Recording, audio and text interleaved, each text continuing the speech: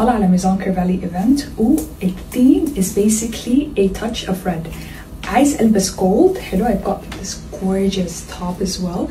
عايز البس gold and then add red to it. فتعالوا نجهز مع بعض. Gorgeous and super fun and the top is a bit flowy. فبالنسبة للريدز I think هعمل accessories red. I'm thinking يا البس my Van Cleef او البس الحلق ده. I don't know. أنا عاجبني الحلق ده بس أنا عايزة أفك شعري. I feel like هتشربك في شعري. Let me just show you. Okay, ده بعد ما فكيت شعري. What do you guys think? الحلق ده ما ظاهر ولا ده أصلا ما ظاهر. ما عارفة. عجبني. I think I'm gonna wear it. Yeah, I'm gonna wear it. Yeah, I like it.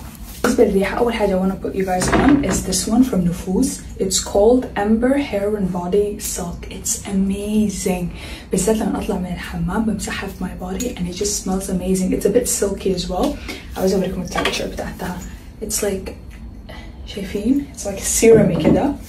It smells خرافية بمعنى الكلمة. It smells so good and it gives me such a nice glow as well.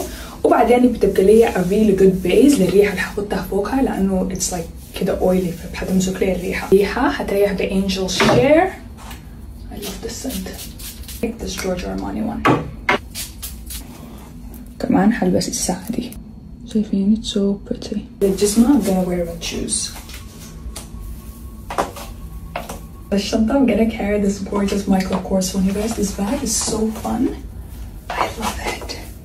Look how cool.